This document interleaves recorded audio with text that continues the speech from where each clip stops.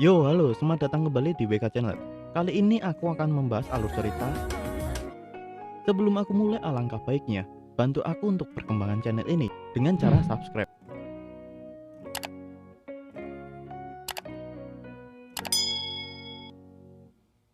Oke, sudah, terima kasih banyak. Akhirnya teman-teman Fuzi hidup kembali. Awal dari harapan melawan pertempuran abadi ini. Gugu dan Mat langsung memeluk Fuzi. Mat mengajak Tonari juga ikut bergabung, tapi Tonari malu-malu. Hal itu membuat Mat memaksanya.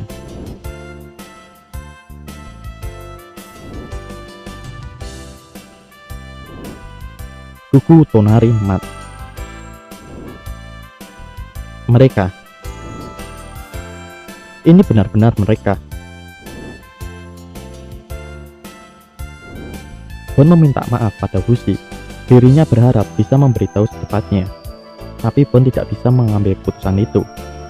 Sejak kecil, Bon bisa melihat sesuatu yang tidak bisa dilihat orang lain, termasuk teman lama Fuzi, yaitu Tonari. Dia adalah orang yang membantu Bon untuk bertemu Fuzi saat kematian. Manusia punya pilihan. Mereka dapat pergi ke surga, di mana keinginan mereka terpenuhi, atau mereka dapat kembali ke dunia ini. Semua orang yang dilihat Fuzi saat ini memilih kembali ke dunia ini. Ketika wujud Fuzi diambil, Bon membantu Fuzi dengan melihat, mendengar, dan mencium bau mereka, lalu menunjukkan diri pada mereka juga. Hal itu membuat Fuzi dapat mengambil kembali kenangan yang dicuri para knocker. Keinginan semua orang untuk bersama Fuzi menghasilkan keajaiban ini. Jadi intinya, selama suatu roh masih terlihat Fuzi dalam wujud Bon, Fuzi dapat membangkitkan roh tersebut. Nanti pasti kalian tanya, di mana Tarona, kakek Take, kakaknya Gugu, dan lain-lain. Orang-orang tersebut memilih surga daripada kembali ke dunia ini. Contoh yang jelas seperti awal di episode 1, season 1. Anak tanpa nama memilih surga bersama segalanya yang bernama Juan, dan hidup bahagia berkeliling dunia di surganya. Jadi paham kan? Oke, kita lanjut. Bon menjelaskan lagi kalau ini benar-benar kenyataan dan benar-benar terjadi. Mat telah bersama Fuzi dan menonton perjalanan Fuzi sepanjang waktu. Lalu seperti Mat dulu, dia sering mengelus rambut Fuzi. Walaupun aneh, saat ini kan Fuzi dalam bentuk Bon. Fuzi terlihat ingin mengatakan sesuatu. Mat paham jika Fuzi akan memanggilnya Mama. Hal itu membuat Mesar bertanya pada Fuzi, apakah benar Hilo menghentikan Mesar jangan suka bully Fuzi? Membuat Fuzi malu-malu. Dirinya tadi ingin bilang Mat, bukan mau bilang Mama. Karena setelah semua kejadian yang dia lalui, Fuzi baru pertama kali memanggil Mat. Bahkan Fuzi dapat mengatakan namanya di depan Mat langsung. Mat bangga, Fuzi sudah belajar bicara. Gugu dan yang lainnya akan selalu bersama Fuzi. Dirinya akan berjuang di sisi Fuzi sampai Fuzi akhirnya bisa hidup damai. Gugu berkata, sakit yang terus-menerus kamu rasakan, biarkan aku menanggungnya juga. Lalu Tonari juga akan membantu Fuzi.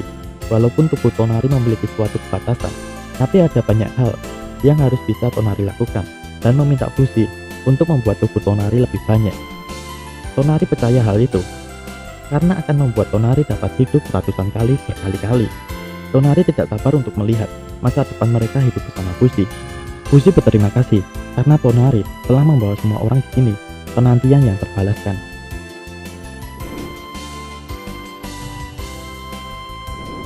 Lalu Oniguma muncul, membuat Mesar kaget. Saya hanya tertawa. Sedangkan Gugu bertanya, kenapa Fuzi membangkitkannya juga? Fuzi menjawab, karena Mat yang meminta menciptakan semuanya. Mat mendekati Oniguma dan bilang, apa itu Tuan Beruang? Kamu hidup kembali.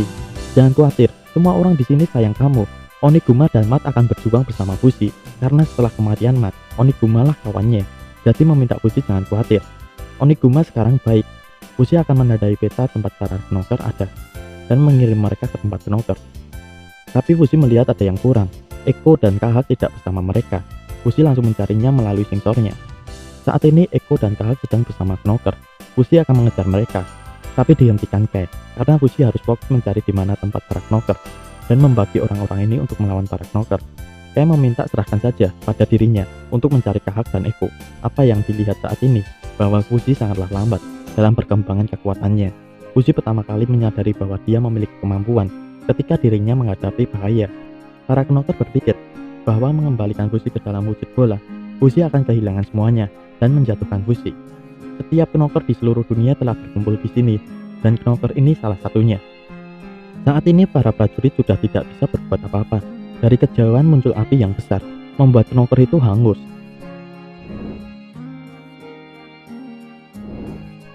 Mereka tiba, pasukan aliasi Fushi. Sekutu lama bergabung dalam pertempuran untuk menyelamatkan Reindeer.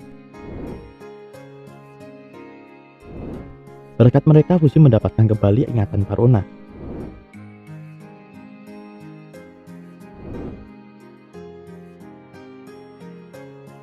Para prajurit melihat mereka seperti mimpi baginya.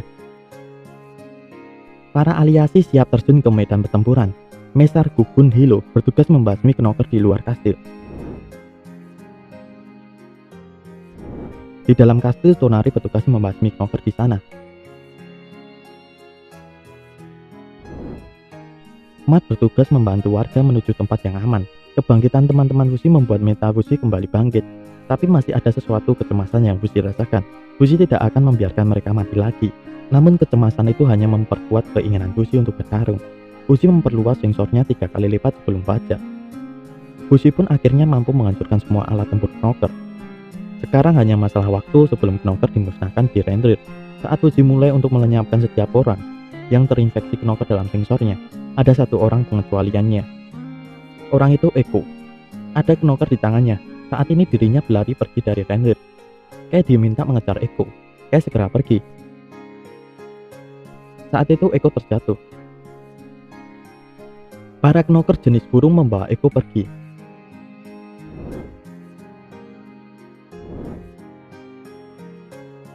Tapi ada satu orang yang sampai ke Eko.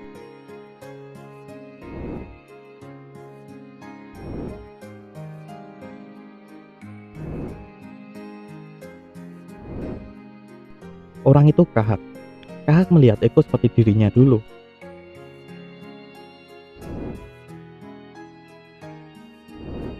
Lalu Knocker mengubah wujudnya menjadi anak tanpa nama.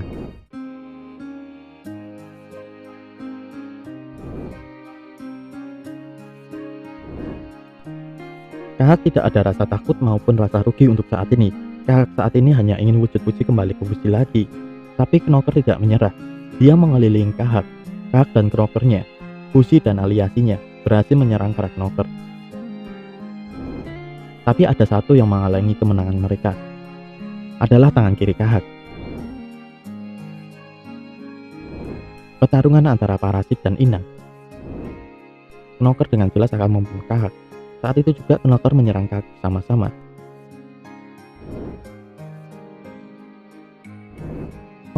Akan tetapi Kahak dengan mudah membunuh wujud-wujud itu.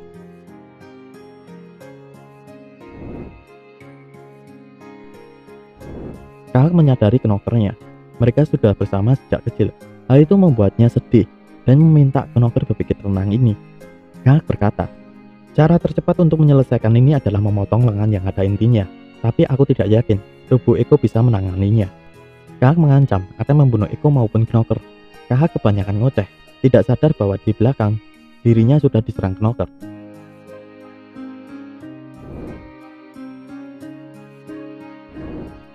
Hal itu membuat Kahak terkepung.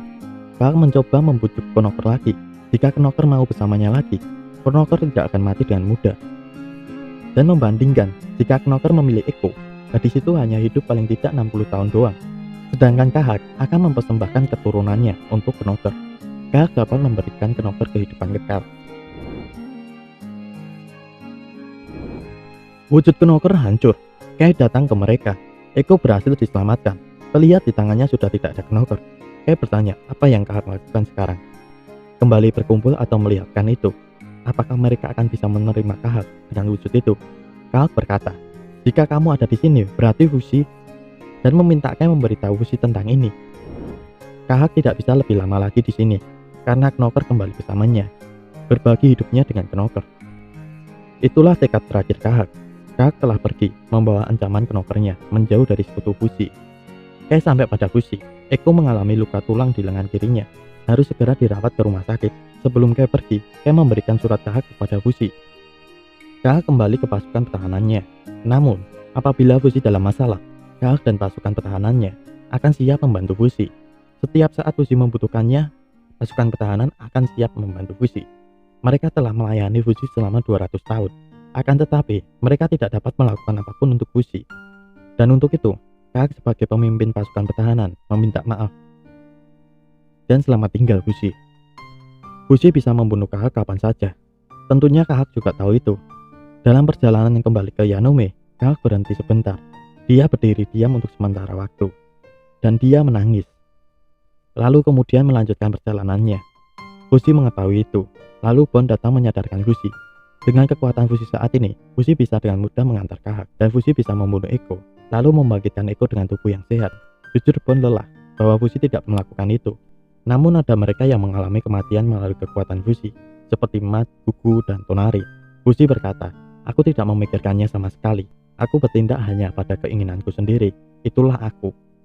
Semua yang aku lakukan atas kemauanku sendiri. Bon menjawab, oh jadi begitu. Okelah.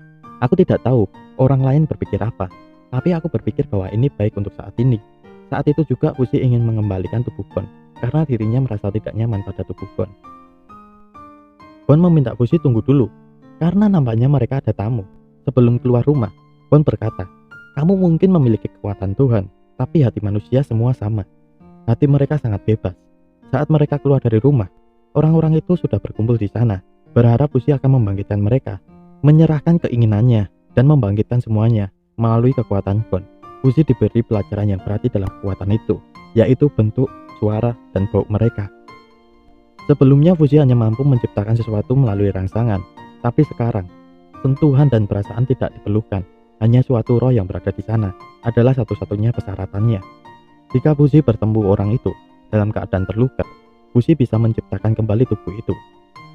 Bahkan jika mereka terluka, untuk mereka yang Fushi temui terluka, Fushi bisa menciptakan tubuh, menyembuhkan luka, dan rasa sakit luka mereka. Saat itu Fen dan Nixon juga antre. Nixon bersemangat telah hidup kembali. Tapi dirinya kepleset. Fen mengingatkan Nixon bahwa dirinya harus hati-hati. Karena lengannya cuma satu, mereka menuju ke pasukan Hilo. Sesampainya mereka di sana, Hilo merasa senang mereka kembali hidup. Para tentara memperluas penyerangan mereka dan mengejar Knocker ke ujung dunia. Bahkan roh-roh yang tersisa yang menyaksikan pertempuran ini memilih untuk mengantri di barisan. Dan untuk mantan roh, mereka cepat merebut kembali bagian dari Fushi, seperti saudara laki-laki Gugu bernama Shin dan Uroi dari Genada. Fushi menyadari sesuatu yang jauh dari sensornya. Sang pangeran telah kembali.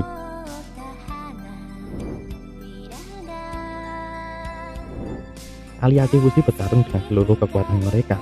Knocker diam-diam memperhatikan bahwa kota itu sudah berubah. Populasi Renrir secara bertahap meningkat, dan para Knocker belajar bahwa mereka tidak bisa mengalahkan Fushi yang sekarang.